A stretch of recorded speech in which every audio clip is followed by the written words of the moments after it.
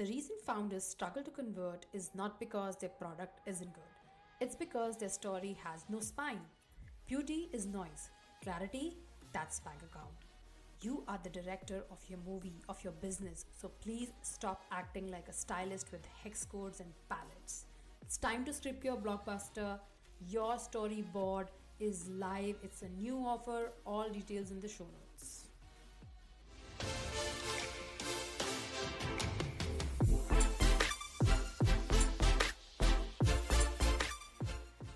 Talk a lot about substance, but today we are talking about stakes.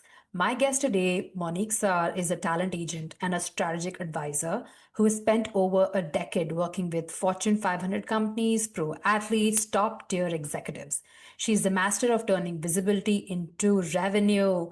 She's here to help us fix the generic storytelling that keeps most of the creators invisible even when they are shouting.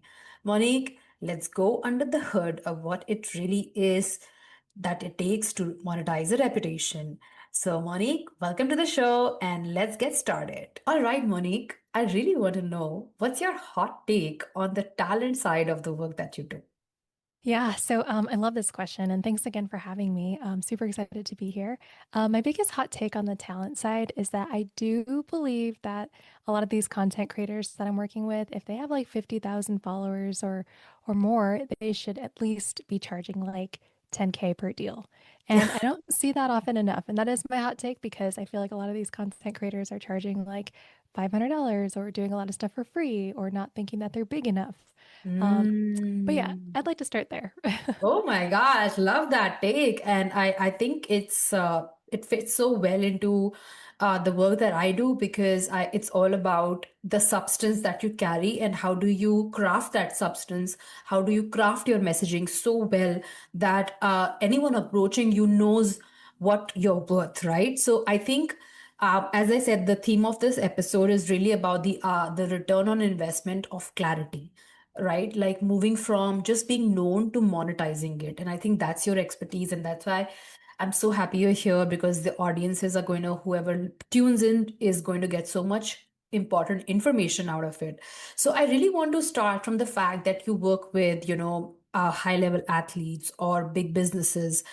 How do you turn their generic story into something that makes them be known for that one thing that they are like, that they can charge that premium because they constantly are known for it? So how do you make that transformation for them? How do you turn that story for them? Yeah, of course. And I think this definitely applies to like the speaker circuit and the Mm. content creators and influencers that are like generating this, right? So I feel like a lot of people talk about niching down, and that's super important because how do you become known as the expert in that one category or space, right? And I Mm. feel like what I've seen is that there's this huge push towards everyone moving into having transformations. So, Mm. especially with these big organizations, like let's say if it's a speaker trying to become an expert and be known in that space, Mm. they have to sell a transformation. So they Mm. have to be like that guy or gal that can help like reduce turnover in tech companies by 50%, right? I know it's a crazy stat, but if you're known being that person, that's going to make you the category expert there. Same thing goes on the talent side for like content creators and influencers as well, because I see a lot of like talent that I work with, they just put like lifestyle creator or tech creator, right? It's not enough. And Mm. when we're looking at ROI and like some of those things that you were talking about, a lot of these Mhm. brands care more about like how can they like get an ROI? How can they actually monetize that audience? And Yeah. so it's really being very, very clear on the Mm. buying availability that's there. So like let's say for example that content creator changes their bio to like sustainable Gen Z fashion influencer, right? That's Okay. extremely hyper specific, and that's going to help a lot of these brands like know hyper focus, like that's the type of audience that they can monetize. And so Yeah. making it so crystal clear for them is going to be like the biggest thing, and I'm sure like it comes up in your work too. Yeah, it does because when you serve everyone, you serve no one. Exactly. It's that the generic approach, being a generalist in today's world, does not work anymore the way it used to pre pre-personal brands and I mean now we have AI that can even create the kind of volume But if you're not honing in your that expertise, that thing that you can really help people transform, then you're just another voice in the noise, is what I say, right? So Exactly. yeah, so it's I know that you work with a lot of these people on the talent side, and have you ever seen them lose massive deals because their messaging was just messy, and like, there's a cost to not getting that clarity. So I really want to go and like hear from you. What have you seen, and what's the cost? Yeah, of course. That's such a great question. So I see it all the time because when we're working with our brands, we do submit several creators at the same time, right? So it Mm, is a casting. And I can definitely mm, see like why certain ones continue to get picked over some of the other ones. And, mm-hmm, it's exactly like you said, when they're like a generalist or when that's not too clear, it doesn't make it like a no-brainer. Like you essentially have to make it a no-brainer for these brands, and you have to make them be able to buy without and be able to sell this to their leader teams as well. Because mm, oftentimes these bookers are not the ones that have like the final say. They're mm. also helping with the casting. So essentially, like we're all just like in the casting realm together. And then when they Yeah. actually have to like go back and sell it to the leader team, that's where, we have to make it like such a no-brainer where, it always goes past the guy who like leans back and is just like, okay, so which one do we actually go with, right? Yeah. That person has to stand out so clearly, and they can do that just by like, making it super easy for the booker to be able to sell it to other people as well. I Mm, feel like the biggest disadvantage that I see from the creators that are not getting picked is that it's really, really hard for them, or it's really hard for other people to explain what they do. Or they just mm. sound like a generalist. They just sound like everybody else. Right. And so, for example, if like somebody who wants to be a creator, right, and they are in this space where they have something, whether it's entertainment or they are tech or they are, in finance, whichever industry they're in, do they need real transformation first, or do they need following first? What have you seen helps them get more traction, helps them get monetized?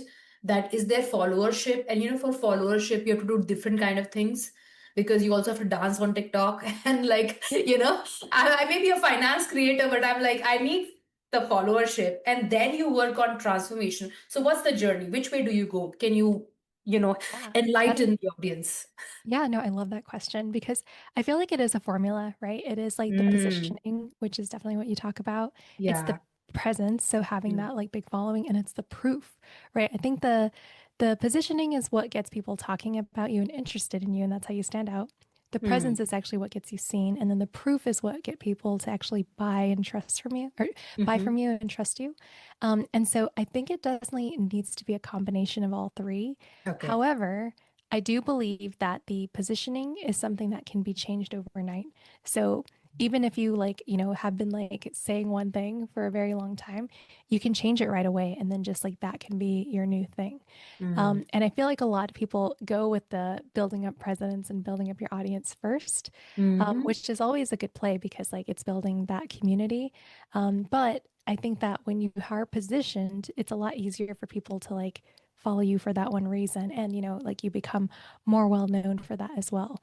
I'm a big fan of like shared influence. And so, like, if there's opportunities to collaborate with other people Yes. that are where you want to go and where you want to target, reach Mm. out to those people. I don't think it's like going to hurt. The worst thing that they can do is say no. Yeah, yeah, no, that's amazing advice. And I do see that conflict in a lot of people who are in the creator space, where, they are doing things out of alignment because they're really not clear on the transformation that they provide. And that is where I feel that how do you monetize your reputation?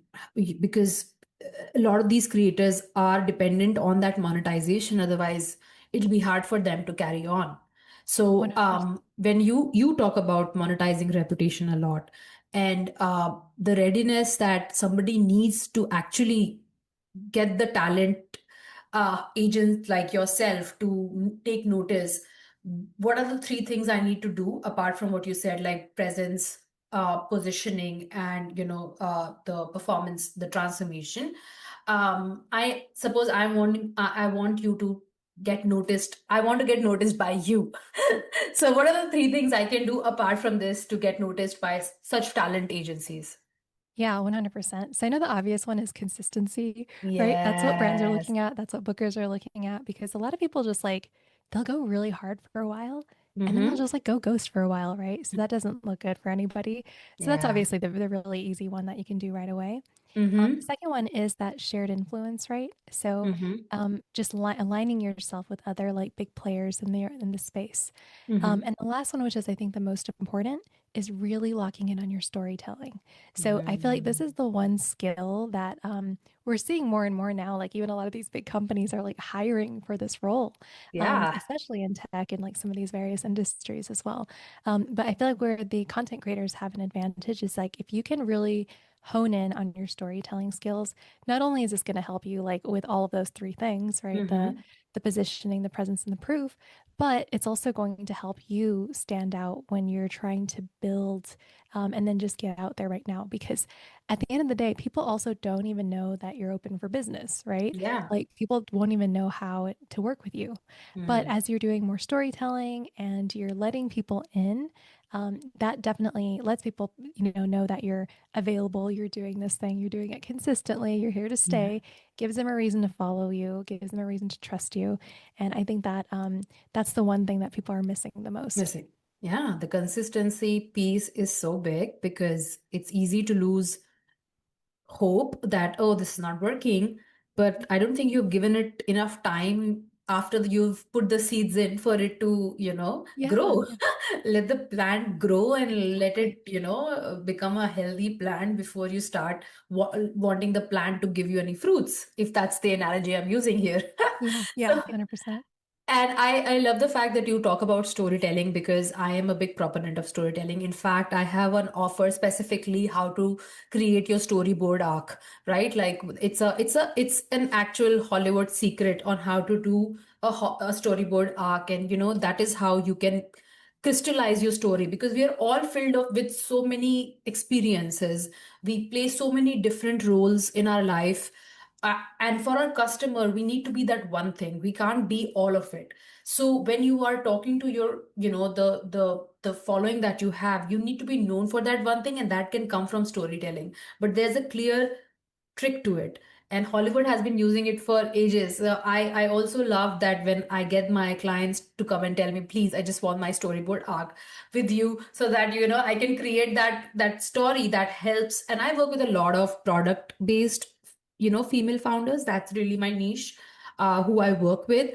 So do you have something for them on the talent side for these product based female founders?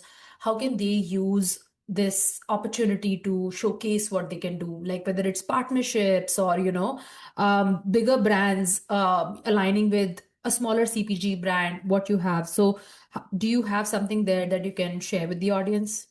Yeah, 100%.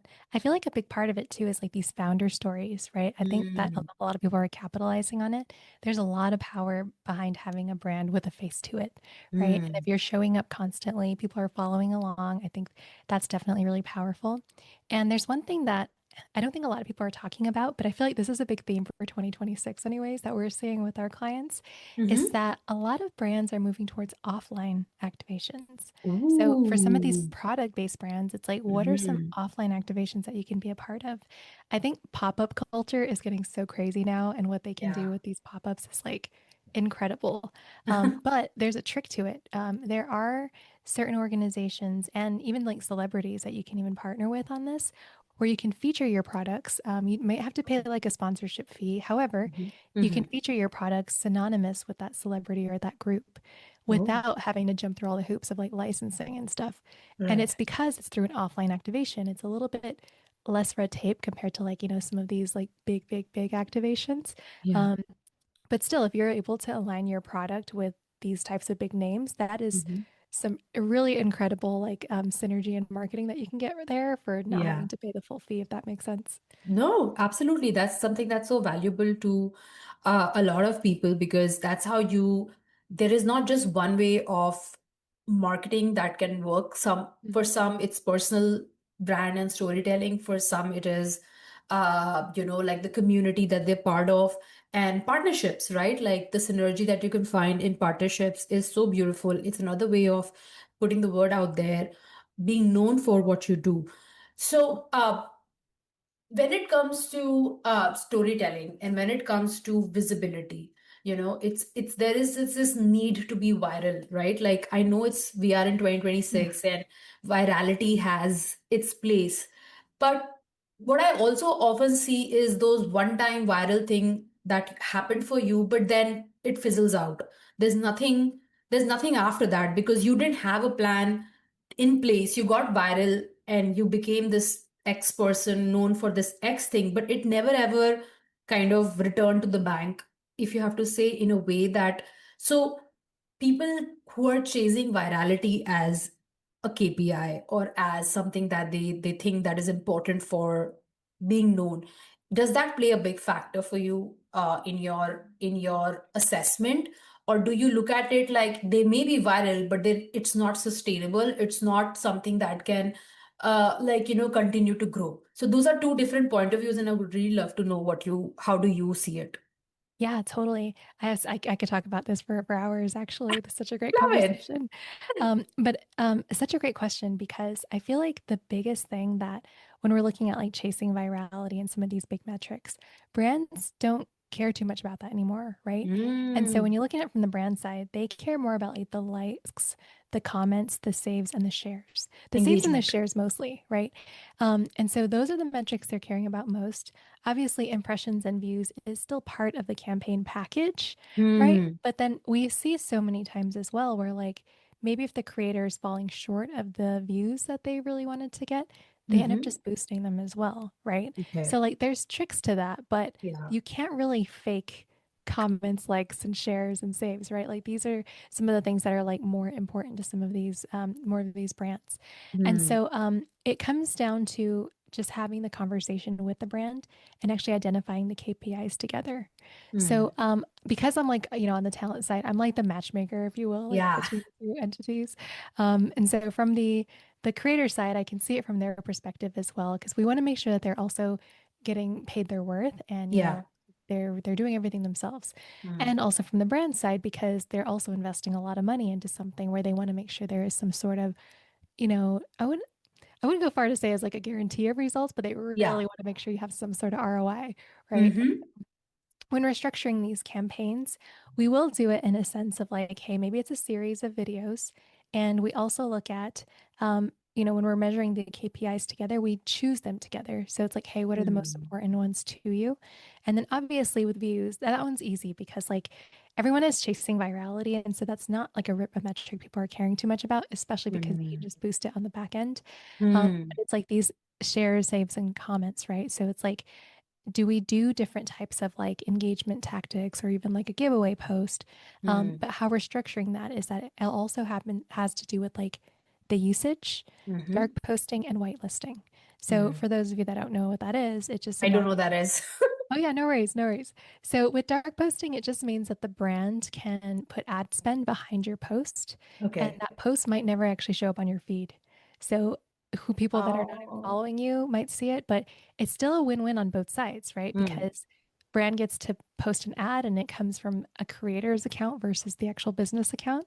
Mm-hmm. But then the creator, it's a win-win for them too, because they get so much more traffic and people clicking on their page. So a chance for new and new followers there. Right. And then with whitelisting, that has to do with the ad spend coming on your page. So that is just basically sharing.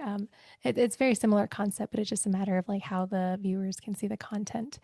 So Okay. when we're structuring these campaigns, we have all of these factors in mind because we have to figure out what the KPIs are together, Exactly. and also to usage. So usage is the Mm. one thing that a lot of people don't pay too much attention to, but a lot of the Mm-hmm. creators I'm starting to work with now are starting to lean into making more work for hire. So then Okay. that way they can charge the brand a little bit more because now the brand owns that piece of content. So they can use it for like maybe their website or additional ads. And so it makes it like a win-win for both sides, because Okay. they feel like they can get more out of it, without Mm. obviously just focus on like just going viral, if that makes sense. No, absolutely. This is something so talked about and something so people like probably who aren't too familiar with the mechanics of it all For example, if I'm working with a product company in the tech space or something like that, their first question is, how can we go viral? Like, Right? it's just become such a, it's doing a bit of a disservice to the strategy part of marketing and to the strategic part of brand Yeah. making. It's a disservice because you are chasing something which may not align with your customers, which may not align with your own values and own systems, because you are because it's just become the talk of the town, right? It's just that need that you want to align with. But I love everything that you said, and I also want to ask you, for the benefit of my audiences, which are the top three sectors that a lot of brands want to align with? I think if I know anything, I would say finance would be one of it, right? Yeah. I would Any definitely say finance would any be a big one for sure, just because budget is there, right? yeah. What else? Can you give us some more? Yeah, so I definitely think finance, tech, and food and beverage, to be honest. So these are the ones Ooh. that we've seen that have like the bigger budgets. We do work Mm-hmm. with a lot of various organizations across like fashion, beauty, automotive. Budgets aren't always like there, you know. We Mm-hmm. find the bigger budgets are definitely like the finance, tech, and food and beverage. Mm-hmm. And what we're looking at with those brands is that, it's not just like a product placement, right? Where it's just like, hey, buy this drink or whatever. Yeah. Exactly. We're looking at it more like an integration in their entire brand DNA. So what this looks like Mm. is that it can be an entire like year-long brand ambassadorship or year-long partnership, or if we're Wow. taking it back to offline activations, right? It's a year-long like we're going to be here at all your offline events. And so Mm. these things are a lot better and like better designed for like these types of organizations because we were thinking about it in the scope of like their budget, right? So, hey, what Yeah. is your budget for 2026? These are the types of questions that you should be asking versus just like, how much would you want to pay for this post? You know what I mean? Like, that's not Yeah. going to get you very far. No, all of this input is so valuable because I am also working with independent creators, creative businesses. So that's why all my questions are to help them, Yeah. get where they want to be. Because a lot of these independent brands, it's hard for them to achieve that level of coverage, if you were to say, if on their own. So definitely, with your advice and for the audiences, please, if you want to work with Monique, I'll be putting all the details in the show notes so you can reach out to her. It's important because otherwise it can feel like you're just shouting in a void. Yes. If you're not aligning yourself with people who, like, don't reinvent the wheel, something exists, use it to your advantage. Yeah. And as a creator, be smart. Your time is money. Like, you cannot be wasting it by creating things that are not aligning with, say, for example, brand deals are part of your revenue streams. So how do you optimize for that? So all the advice you gave today, Monique, was so amazing. I'm sure you're going to get a lot of questions and comments for more questions about this thing. But I really am so grateful you came here today. These are bite-sized episodes, so I want to keep it crisp for the audiences. Do you have any last advice for the ones who are listening in the creator side? Yeah, of course. I feel like the biggest thing is just go out and just do it, right? And so that's like my biggest Mm. advice because I know so many people will say they want to like start or they feel like they're too late. Like, honestly, I think it's still early. The creator economy is just getting started. So Oh yeah. just Ooh. start posting. Last words. Love it. Thank you so much, Monique, for your time today, and and I hope we do a part two someday. Sounds good. Thank you so much again for having me. Of course.